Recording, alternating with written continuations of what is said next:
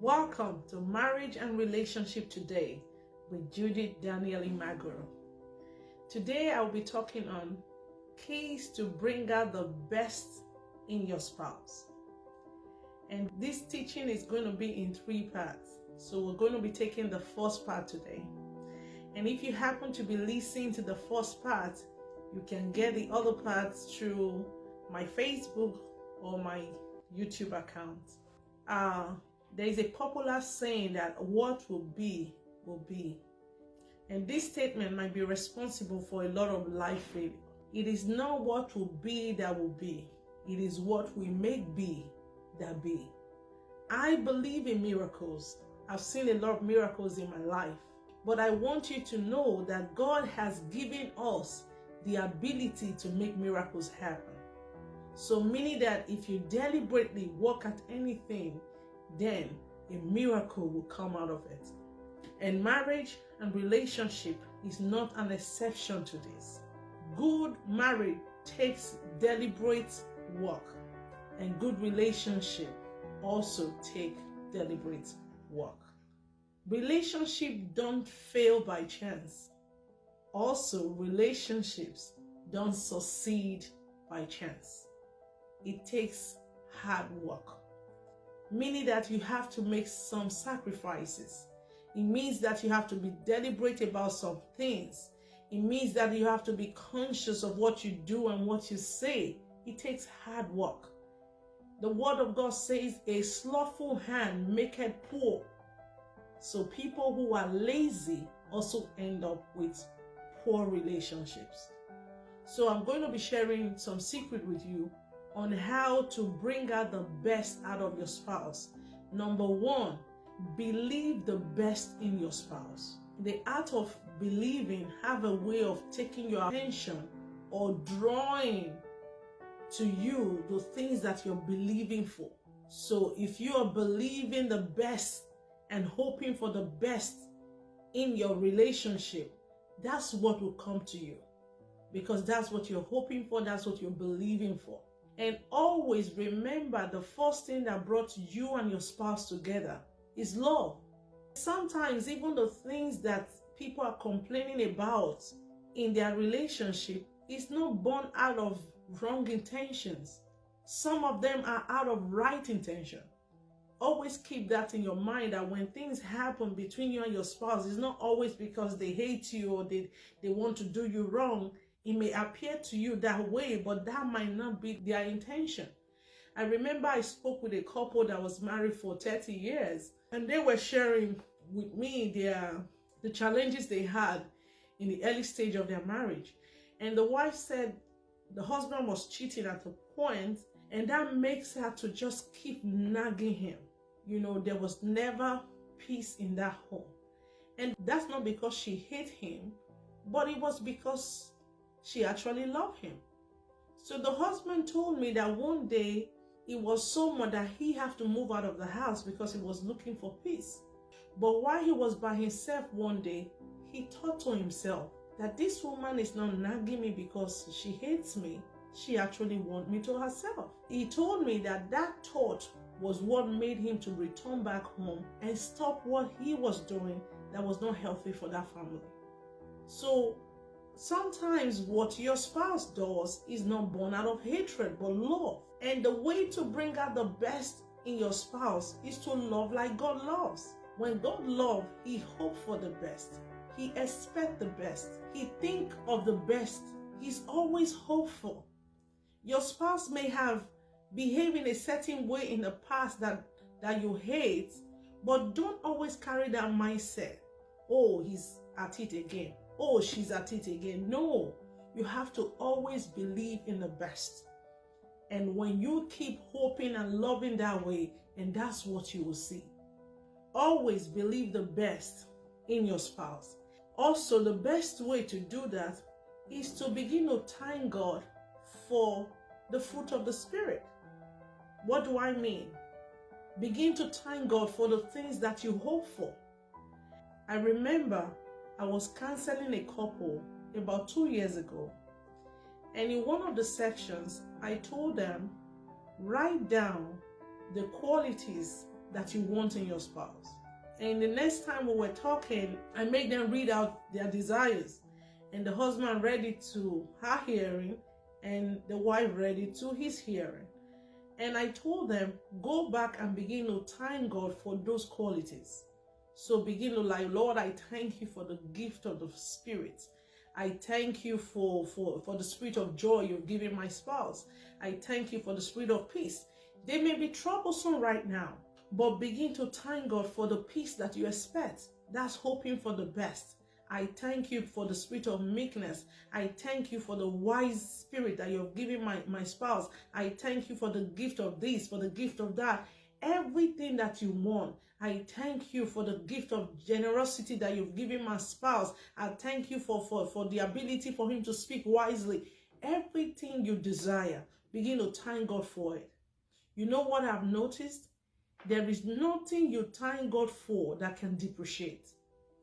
And in less than 1 month, there was a miracle in their home.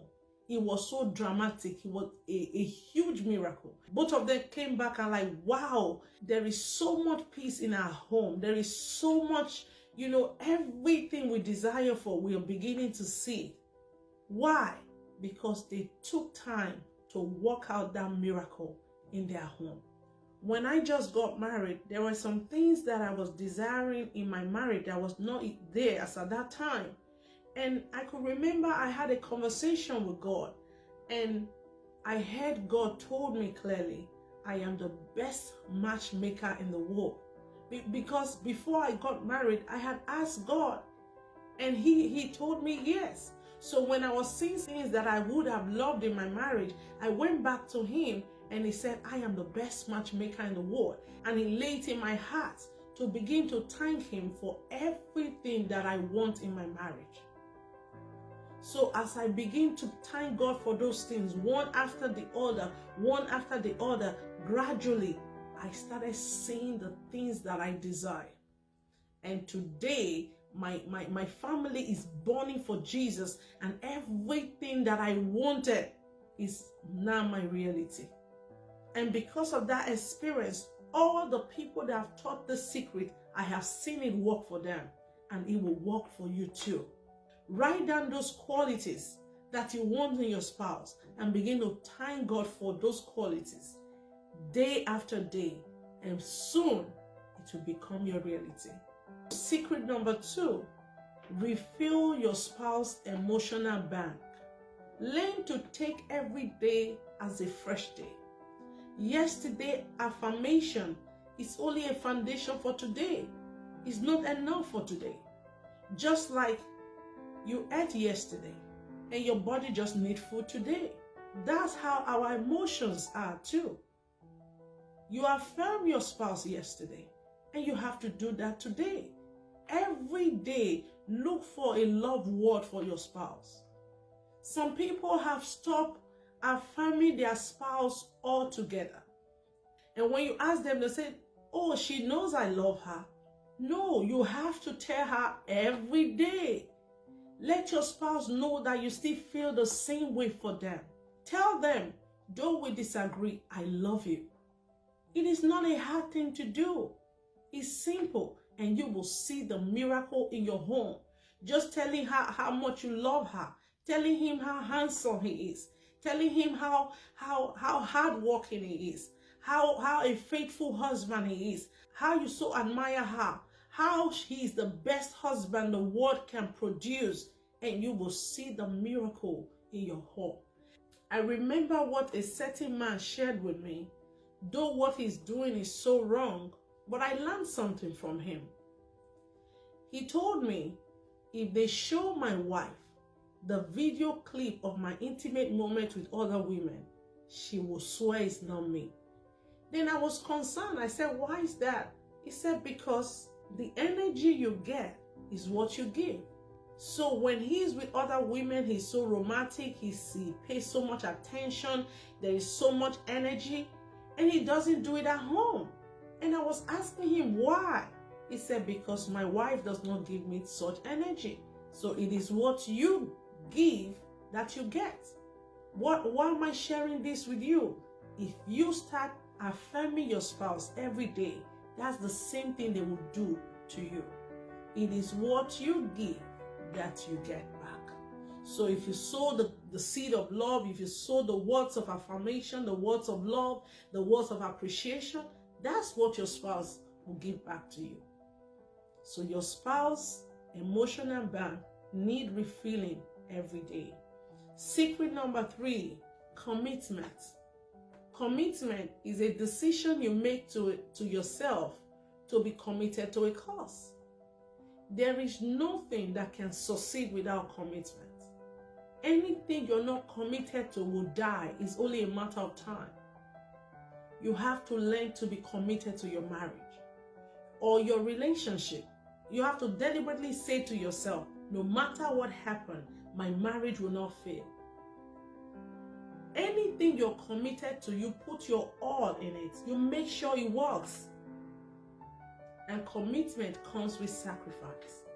And there is nothing you sacrifice for that does not come back to you. It's a law.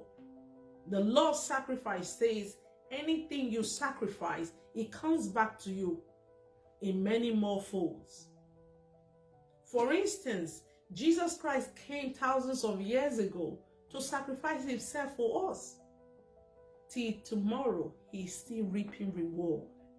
If you will take your time to begin to make sacrifices in your marriage as a result of commitment, I tell you, there is a guarantee for 100-fold return.